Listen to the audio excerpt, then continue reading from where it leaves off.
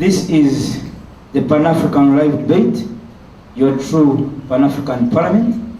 We are seated here at Fairway Hotel this evening. The debate is live on 2 radio stations. The debate is run on TV Africa on Sunday at 2:30 p.m. and the repeat is done on Thursday at 3 p.m. So be sure to watch this show. Ladies and gentlemen, this is the Pan-African Live Debate, a non-partisan discussion forum. We are not political. We look at African issues without fear or favor, and we try to seek for African solutions. My name is Andrew Irumba, your speaker at Sabe. I'll be your speaker as usual.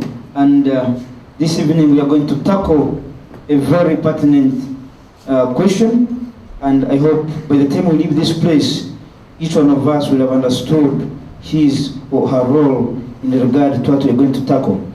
Let me invite a gentleman who started the research bureau of the NRM. At a certain level, he actually abandoned and ran away. Today he's a lecturer at Indeja University. Professor Andino Obiekwaso. Corruption in Uganda. We have made so many institutional governments. We have made, there is IGG, there is ICC, there is CID, there is CIA. You can mention them. Corruption is still with us.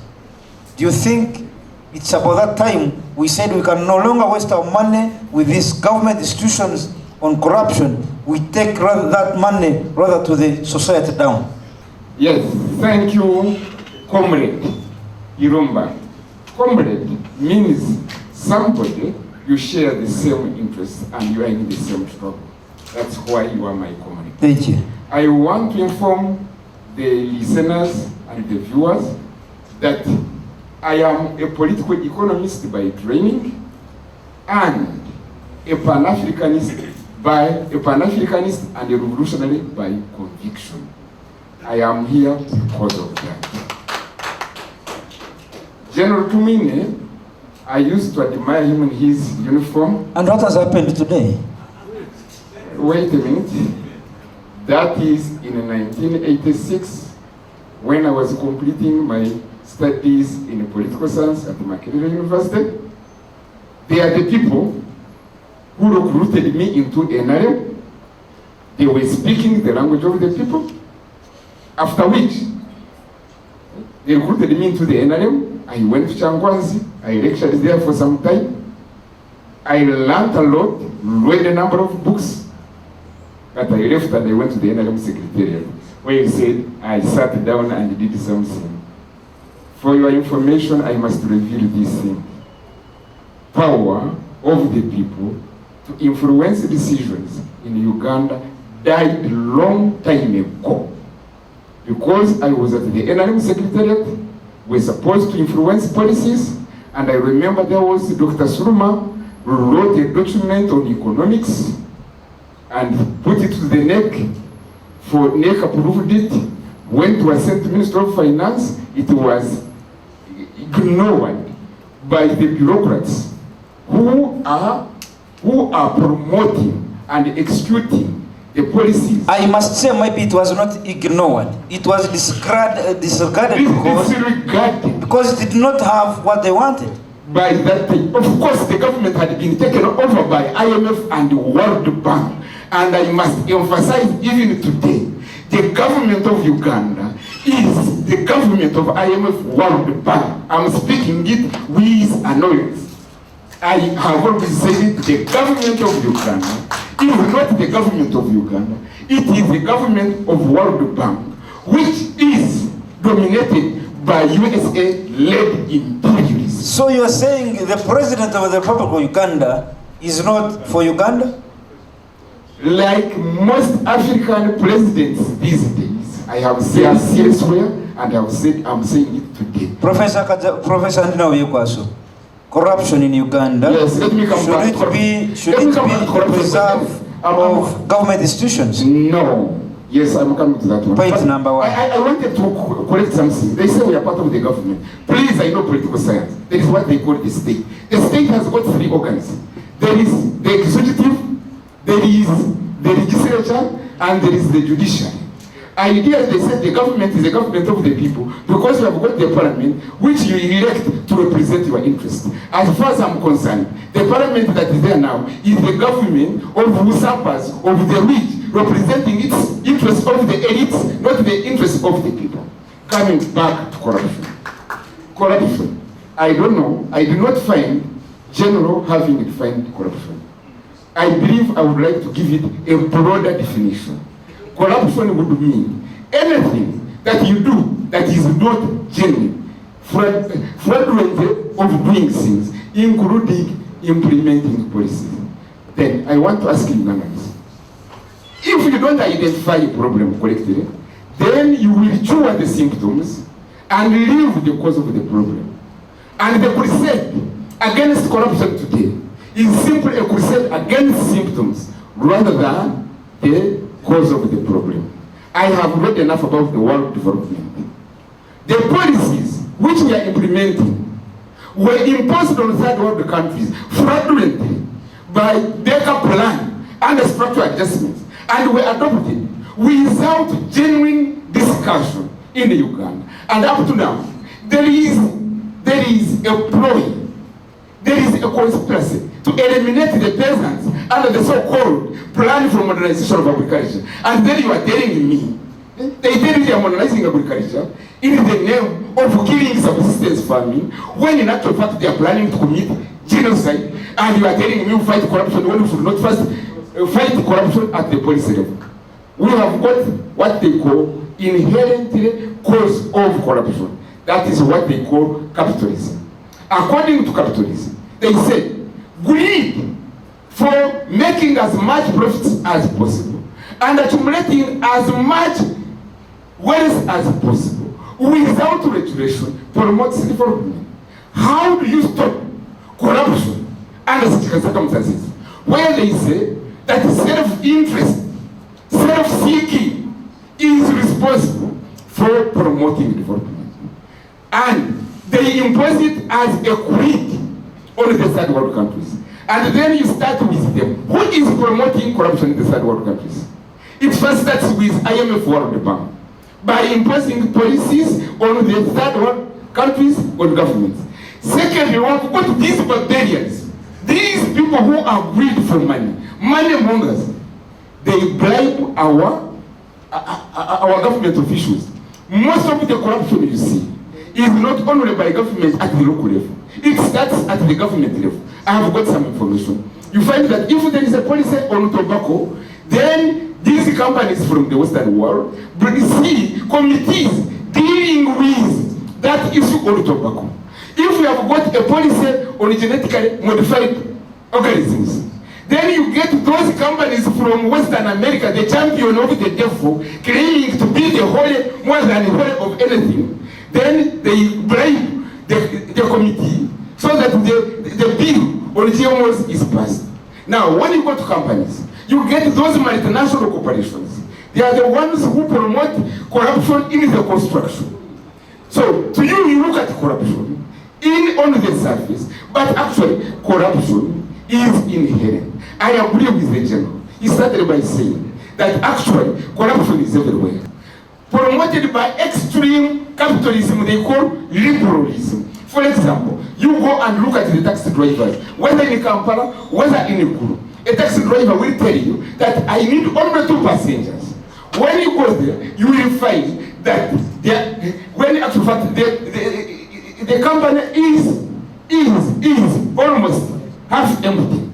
And this is what is happening even in the whole world. Now, under the core system of capitalism, it's very normal for you to deceive in order to make money so long as you have not been caught.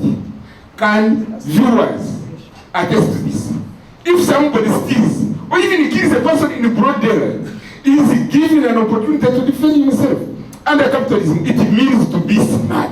If you can lie, you can be smart, and your lawyer can argue your case out very well, then it's okay. It's very normal with capitalism. Capitalism is a barbaric system which should be the one to be fought, other than the Tumin is telling us that we are going to fight corruption on the ground.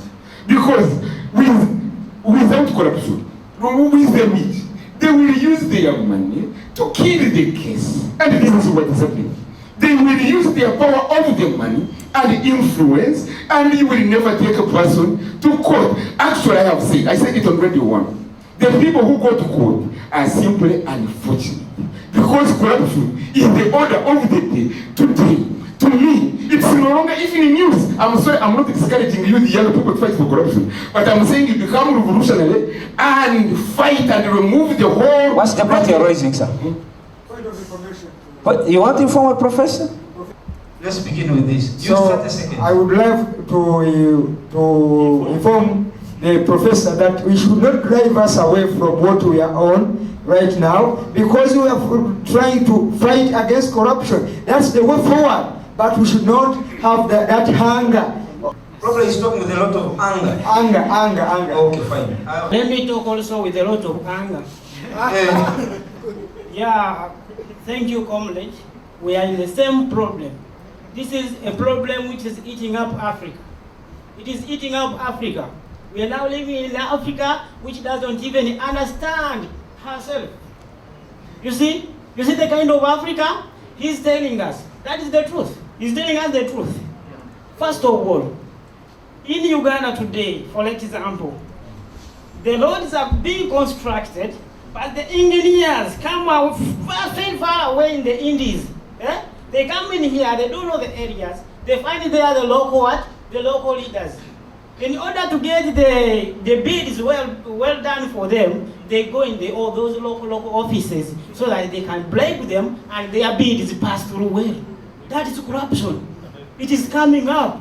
Please, people, I want to ask the general, how are you going to do this? Are you putting up a way forward? If at all you're saying, you said you fought corruption in the Gulu, how did you know that that person was, in fact, not eating up, taking up corruption tendencies again? First of all, okay, thank you for your, whether you got it the information, but I'm annoyed. I'm annoyed sincerely. Sometimes I shed tears when I see what is happening. Our country, when you see your mother being raped, right and center, do you still remain sober? When I see my continent being robbed of its resources, when its people are being harmed, when everything, people have been turned into beggars, and you come, you think I will still remain noble. I'm sorry, I'm annoyed because of what is happening. When the members of parliament bribed with 5 million in order to change the constitution, I thank you. Thank you so much, Professor Ndina Obiekwaso. I wouldn't have done what you've done. Let me go straight to Mzee Peter Wankulu, if we can call Mr. Ategeka. Mzee Peter, you've been here before us. You have tried to champion the African cause. Have you actually put your feet onto the fight against corruption? Thank you very much for giving me this chance to come here and give my views. We have discussed this point at length, and they're extremely important. And experience is the best teacher. The way you look at me, my age, and my education, I cannot really describe this. But let me tell you, this is not a new thing for me to discuss. Corruption. What causes corruption? Is it bad leadership? No. But let me tell you, the salary structure does not balance with the cost of living. It takes a lot of time, even a year, months and months without getting anything. That is absolutely wrong. And it is one of the causes of this type of misunderstandings among the people. The education we have, leadership itself, you must have this certificate or this standard to be a minister or to do this or the other. But it is not as it used to be. Before our independence, believe me, everything had price control. The salary structure balanced with the prices. If this man is paid this and so on, will it last for the whole month until next month? But you take a year without paying somebody. Now, how will you stop this corruption? Philosophy, what does it mean? The causes of happenings, what are the causes of happenings. If I do this, if I delay to pay my workers, and so on, what are the expected consequences? And this is one of the biggest mistakes which I always circulate, especially in this campaign of African Union. I think you know me very well. I'm extremely careful on this, and I insist on this, that you people who are elected in responsible positions, be careful. Do not allow the governments to take a year or several months without paying the workers and you think corruption will stop. I don't think so. It will never stop. Believe me. I have done it myself. I've been in the government and I'm now a volunteer working full-time for African Union. But that was one of the causes. If we go on, before our independence, I'm telling you, even in the roads themselves, vehicles and so on. So from Kampala to Jinja must be this. From Sororo to Mbale and whatever, it must be this rate and so on. Depending on the income of the people. But corruption here, you pay somebody a few months, and let me say, money which cannot even last a month, or even a week. And how will you stop this? So we must tell the weak. I always say, wake up, Africa. We are actually asleep in many ways. Thank you, Prophet. Thank you, Mzee Peter Wankulu. He has actually authored here, heroes are only identified after their death. Let me go to Mr. Ategeka Kamuhanda. You're live on Great Africa Radio in Imbarara and Tropic FM in Mubende. Thank you, Mr. Moderator, for allowing me the time. For me, Mr. Moderator, I will emphasize the point of the family. If we are to deal with corruption, in Africa and Uganda, in particular, I have realized one very dangerous practice, whereby in most families, most parents never give time to their children. I'm a father. Parents in the room, feel free to raise up your hand if you're around. Okay, if you're not around, okay, thank you. If you know that you are a father, because most cases I read the papers of Uganda, New Vision and the likes, I've always seen these corruption cases being reported. But I've realized one thing. There are some people who are being blamed for nothing. It was the way how they were brought up, when they were still young. Take an example nowadays. When a child cries at home, instead of him being punished, in order for him to realize the mistake, not to repeat it again, he is promised a sweet.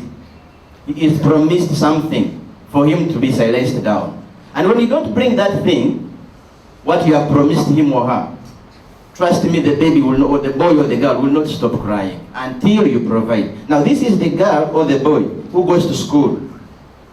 For him to pass, he must be given something to read. And now he's in office. You see, there is a saying that goes that a tree falls towards which it bends. So if we are to fight corruption, we have to go back to the grassroots. We consider how we bring up our children. I was on a border actually. I didn't expect anything, and this cyclist asked me to help him with my phone. I asked him why, and he told me that I've lost my phone. I would like to use your phone to call my number and find out whether it's available. Of which I said, it's okay. I gave him. He called and somebody received it. He said, you dropped this phone and I picked it, come and pick it. Then he was like, sir, I'm not going to charge you, but please, we are going to use your phone. Let's take Mitiana Road, all the way from Kampala. Let's go, then I pick my phone. At least I will give you something. Which I was like, I'm busy. Then I gave in, I said, let's go. Guess what happened? When we reached Mitiana Road, the person whom we were calling that had the phone is a whole traffic officer who picked the phone when this person was in a car, they were traveling. You know, this matatus, how they park people like nothing. By accident, he dropped his phone, and this traffic officer picked it. Then we reached him. We asked him, are you the one? He said, yes, I'm the one. The phone was worth 50,000 Uganda shillings. But guess what the officer said? No, you are going to replace, they call it swapping, to replace the card, queuing at ShopRite, all that, so you'll give me 30,000. You hear that word? From the officer in the government or whatever uniform. Then I looked at the guy bargaining. They started bargaining. Of course I was by my side, by the side. I listened to them. They made a conclusion of 20. And the border guy pulled out 20 because of his line. he gave it to the officer. After giving the note, because I'm a Pan-Africanist, I had to challenge this police officer. And guess what? I asked him, in your capacity as a police officer, everybody is proud of you. You are serving the nation. Do you think this person intentionally or deliberately wished to have his phone dropped down? And the officer was like, what are you talking about? Did I pick it? What if I had not picked it? I was like, during that day, everybody is looking at you because there were some people. You are busy bargaining to get the money. How do we trust you with the responsibilities and obligations that you are given, that you don't charge these matatus money when you are supposed to charge to do your work correctly? The guy came down and he said, you know, like what Wankulu was saying, we don't get enough salary, those things. So what I'm saying, some of those people, it goes back to the way how they were brought up. For them, they know, for any assistance, you must give him anything. And these are the people saturating our offices. So you blame them, but that's how they brought up. But in the end, we came to a conclusion. Your officer accepted never to accept. He agreed never to accept any money if he is to help. So I doubt even that man must be corrupt, because this was not deliberate to lose the funds. So that's why I'm emphasizing the point of going back to the families and bring up children, knowing that I can still deliver even when I'm not paid. I do those things. It doesn't kill you. So this officer, I'm not a government officer, Mr. Tumine. I'm a businessman. But this guy listened to me in his white uniform. Did he give it back? No, he didn't. He did, but he vowed never to do it because we are rushing. He vowed, I will never do it, I will never do it. So, but he remained actually suspicious. Who could be me? Of course, I was not a general like you. But that is what I'm trying to emphasize, ladies and gentlemen, that we can still fight corruption from the grassroots. Not having these people that are, let's blame it on other people. It begins with us. Thank you very much for your time. Thank you so much on that good point. You have finished your argument on a very good point.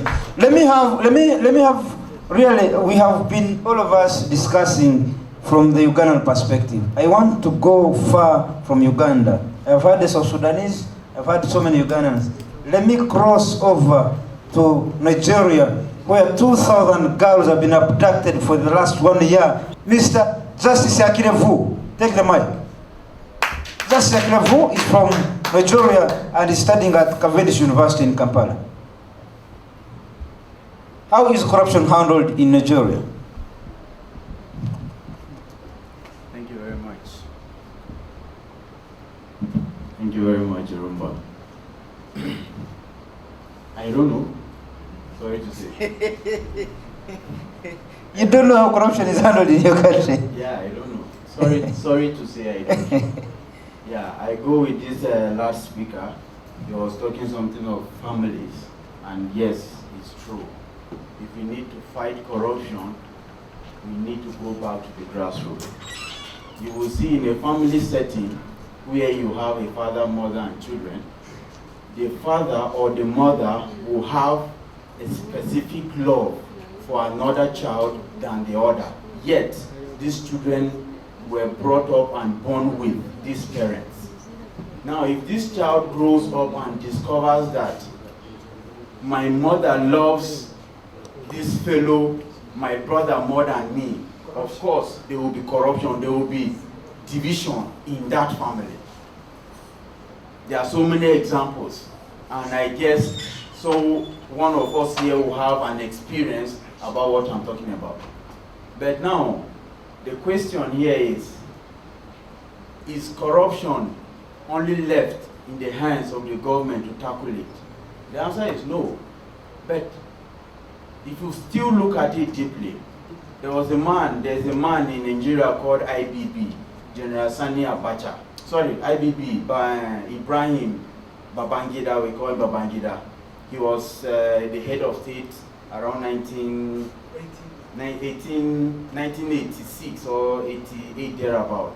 The young man, when he came back to contest for the government, for the presidential title of Nigeria, he said that he brought the problems that Nigerians are facing, and he will be the only one to tackle, to solve the problem.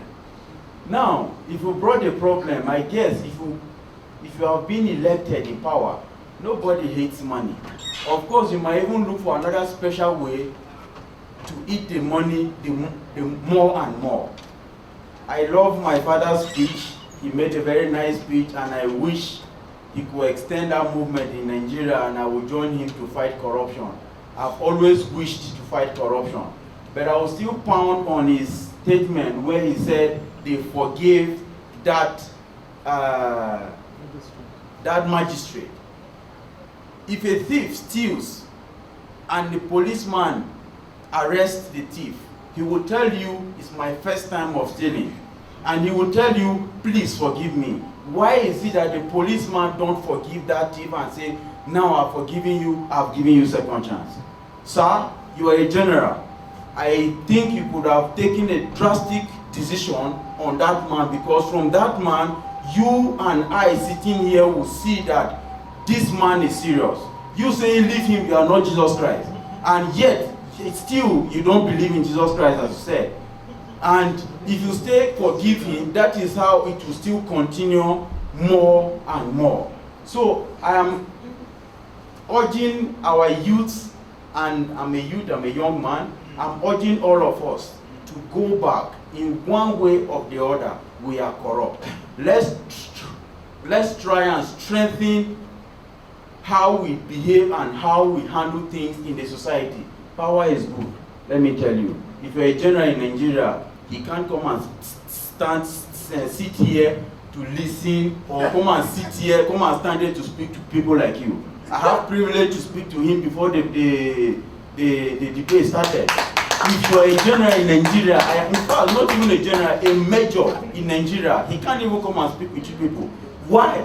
To get the privilege to see these people is a problem. Can you really give that a very mighty applause?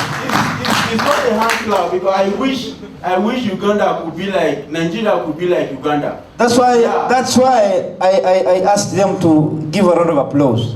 You see, if someone comes there and he looks at us, he might think we are all the same, without knowing that we have one. Yeah. So that's the reason I asked them to really recognize him. So sad. So that military power in Nigeria is very, very strong. It's very, very, very strong. When Obasanjo was in power, there was a lot of kidnapping in the Niger Delta. He sent his soldiers to go and level Bayelsa. And in military terms, they send you to go and level a place that the chicken will not even stand up. A building will not even stand up. Those are men, those are military men. But sir, you are a general, and I was expecting you to take a drastic decision on that man. So sir, I would request when you come to Nigeria, you behave as a general, because we in Nigeria, we do things straight, and you see, so that is why I said we are the most corrupt. So sir, you start with West Africa before coming to East Africa. Thank you very much. January to win, since it's Vakoka, voluntary and corruption campaign Africa, you should start from West Africa, so he suggests. And specifically Nigeria. Thank you so much, Mr. Justice Akilevu. Let me have Mr. Tumusime Hakim from a researcher at Pan-Africa. You had spoken, I think, for a long time. Can I give this chance to another person? Let me have Mr. Mukenyi Leonard, accountant from NFA. I'm sorry, because I had given you a lot of time and we have run short of time. I'd like to actually give an opportunity to those who have not shared their views.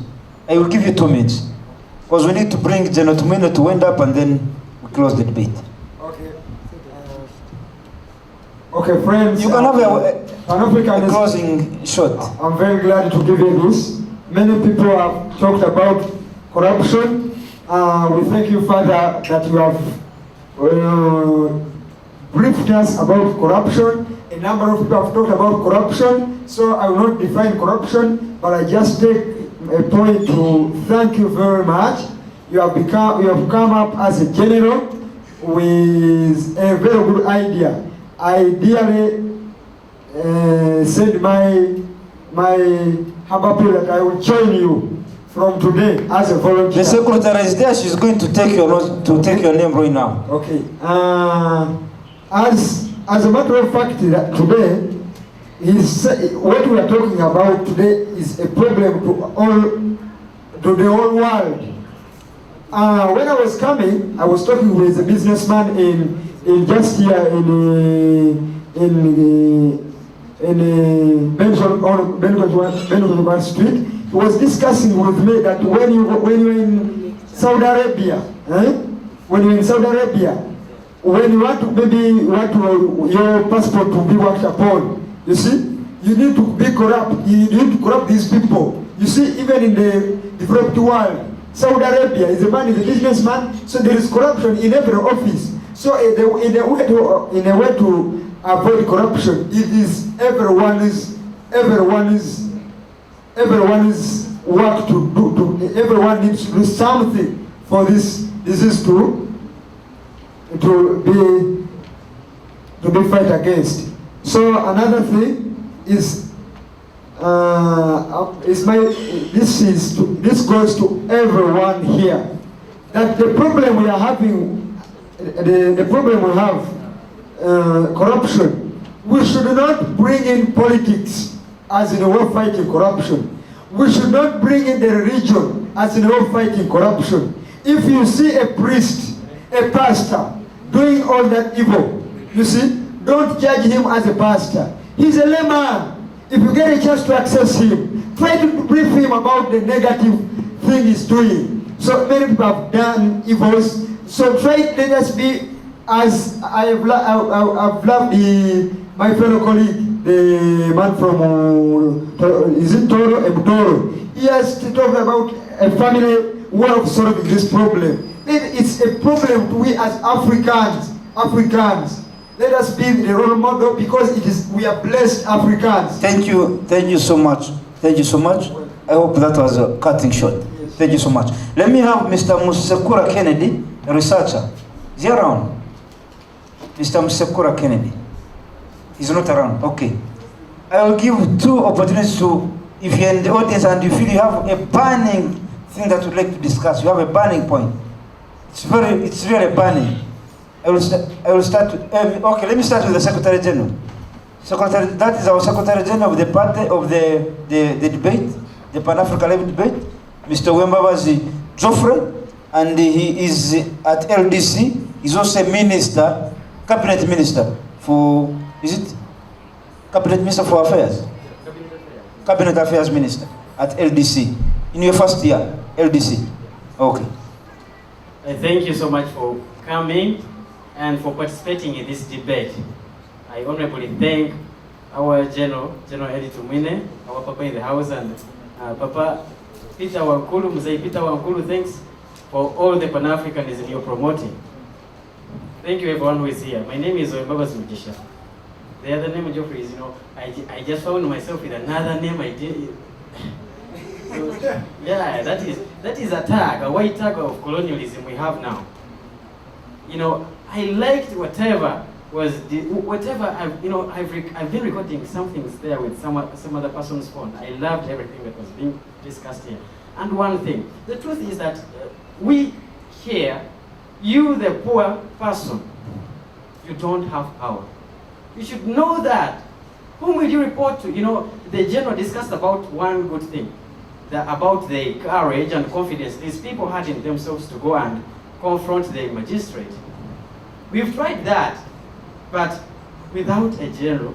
These people had the confidence. They had a general back then. They felt, you feel big, of course.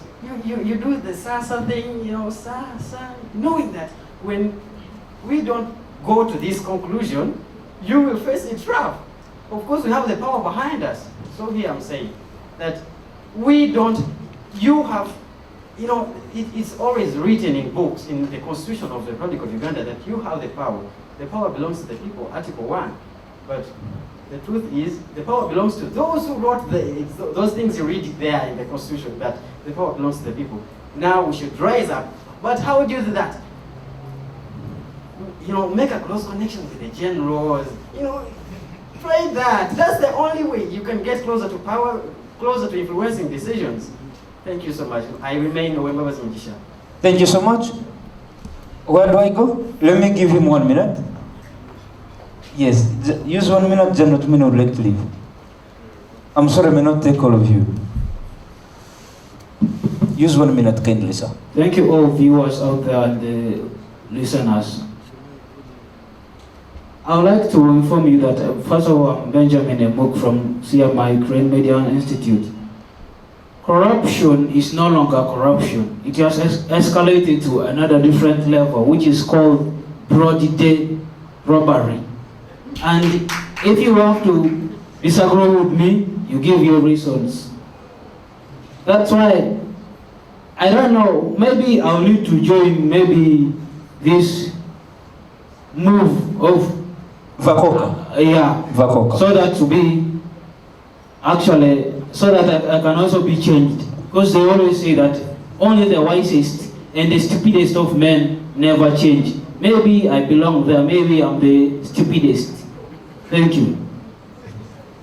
Thank you so much, ladies and gentlemen. Let me call General Eli Tumwine to give his cutting shot as we wind up this debate this evening. Thank you so much. Thank you very much, our moderator, and all of you who really have not only devoted your time but your mind and contribution. 4 points emerged. One, that everyone confirmed that there is corruption. Two, that there is a need for action. Three, that we are capable of doing something, not lamenting only. The Pan-African movement, our slogan is do not agonize, organize. And there is no shortcut to that. You either organize or get lost. The future belongs to the organizer. And the final one is that it is this generation that will either save itself from going deep into corruption into a better future. And each of you have the capacity. You have the necessary energy, you have the necessary knowledge, you all can speak the English language, you can read books and philosophize, but the important thing is not what you are reading. There is a sentiment which I would like to leave with you which says, we are what we know, and if it was possible you write it down. We are what we know, we become what we see, what we hear, what we go through, I repeat, but most importantly what we do about it. We are what we know. Each of us who is here, what he thinks, how he looks at things, the attitude he has about corruption is from what we know. But we become what we see and what we hear and the experiences we go through, but most importantly, what we do about it. We can spend this whole afternoon here discussing and nothing changes. Those who did physics, the law of motion says that an object will remain in its former state until an external force is exerted on it. Corruption will not change but will grow until there is that force that is exerted against it. And it's a choice, and it is never too late to start doing the right thing. Start from wherever you are, do whatever you can, get organized with whoever you can, and start moving corruption away from wherever you are. And there is no shortcut to that. The future belongs to the organizer. And there is proof that whoever tried to do the right thing added value. Whoever felt that he can't do anything about it, it caught up with him. Corruption will catch up with you in your own bedroom if you do not push it away, as far away as you can. And on the issue of forgiveness and punishment, what is most important is that there is that force to say you committed a crime. and somebody says, and acknowledges because you have proved him that he's wrong, and he either says sorry or you decide to punish him, the most important thing is not even the punishment. The most important thing is the prevention. Prevention is better than cure. We can have 1 million people in prison if there is no effort to prevent corruption from growing. You cannot imprison everybody. So the biggest part is you rather prevent than cure. And is if you care, you can start from now, and that's the difference. The difference is, do you care or you do not care? If you care, do something about it and do it now. I thank you very much, and I thank all of you, and I assure you that whether you are joining us or not joining us, for us we are moving forward. There is no choice. Yes, whether you want to join us or you don't, if you join the corrupt, we shall catch up with you.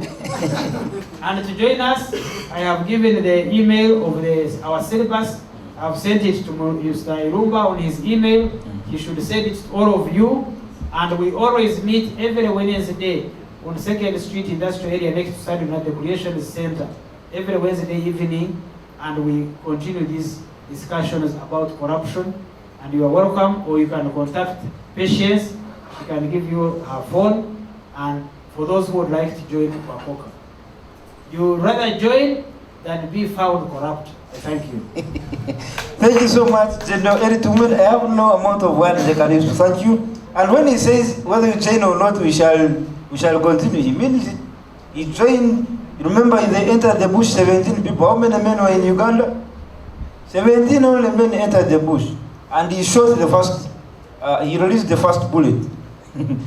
So he means it. When he says we shall go, whether he remains alone, he will go. So his words are normally taken very serious. Thank you so much, General Eri Tumwine, for this opportunity this evening. Thank you so much, Ms. Patience Namanya, the coordinator of Wakoka, our boss there.